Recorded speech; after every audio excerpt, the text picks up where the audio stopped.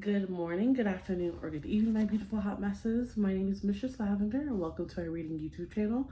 If you're looking for my other YouTube, my regular content, it's A Beautiful Hot Mess, AYE Beautiful Hot Mess. But if you're at the right place, let's begin. Don't worry about my face. I just washed it, cleansed it, put some oil on my face and on your neck. Reminder. Ooh. I'll make that for content for my next video. Let me hold it. But we're on chapter 11, reading 40 Laws of Power by Robert Greene. The chapter is about learn to keep people dependent on you. On page 82, let's begin. Judgment. To maintain your independence, you must always be needed and wanted. The more you are relied on, the more freedom you have. Make people depend on you for their happiness and prosperity, and you have nothing to fear. Never teach them enough so that they can do it without you. Transgression of the law. Sometime in the Middle Ages, a mercenary soldier, a condottiere, whose name has not been recorded, saved the town of Siena from a foreign aggressor. How could the good citizens of Siena reward him?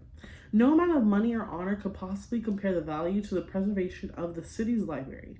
The Sidians thought of making the mercenary the lord of the city, but even that they decided wasn't recompense enough. At last, one of them stood before the assembly, called to debate this matter, and said, "Let us kill him and then worship him as our patron saint." And so they did. What? So they killed him? The Count of Carmelaga was one of the bravest and most successful of all the condottieri. In 1442, late in his life, he was the employee of the city of Venice, which was in the midst of a long war with Florence. The Count was suddenly recalled to Venice. A favorite of the people, he was received there with all kinds of honor and splendor. That evening, he was to dine with the Doge himself. In the Doge's palace. On the way to the palace, however, he noticed that the guard was leading him in a different direction from usual. Crossing the famous Bridge of Sighs, he suddenly realized they were taking him to the dungeon. He was convicted on a trumped-up charge, and the next day in the Piazza San Marco, before a horrified crowd who could not understand how his fate has changed so drastically, he was beheaded. Many of the great condottieri of Renaissance Italy suffered the same fate as the patron saint of Siena and the Count of Carmelaga. They won battle after battle for their employers, only to find themselves banished, imprisoned, or executed. The problem was not ingratitude, it was that there were so many other condottieri as able and vigilant as they were. They were replaceable. Nothing was lost by killing them.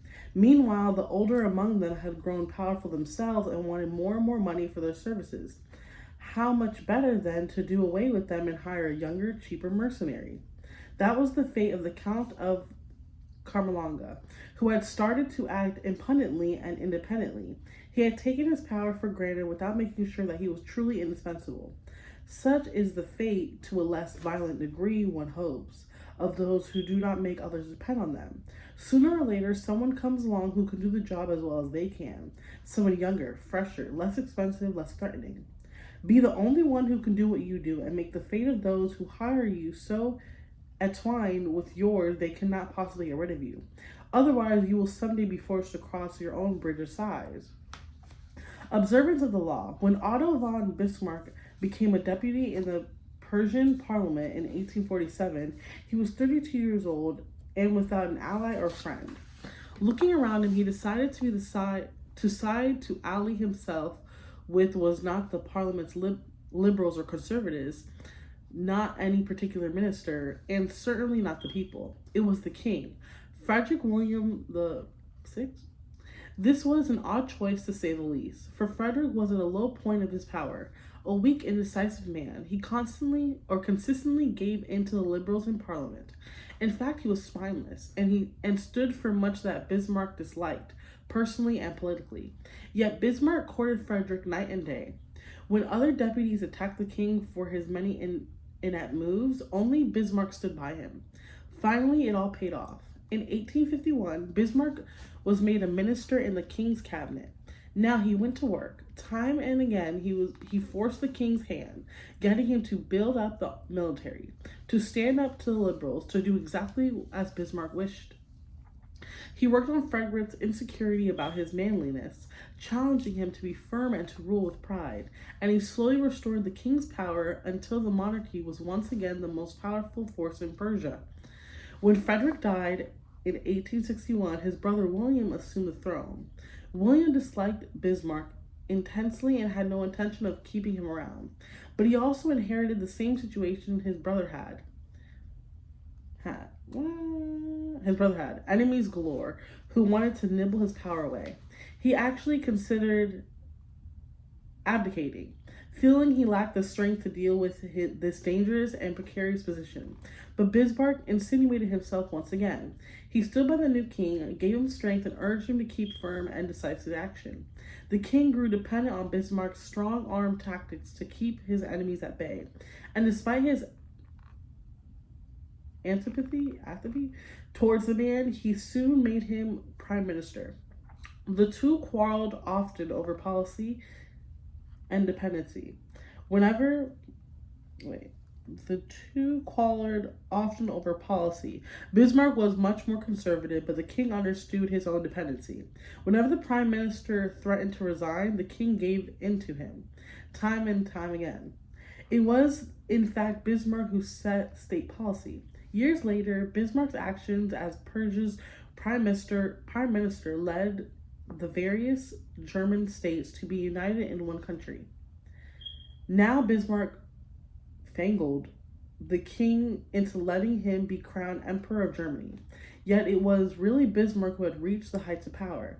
As right-hand man to the emperor and as imperial chancellor and knighted prince, he pulled the levers.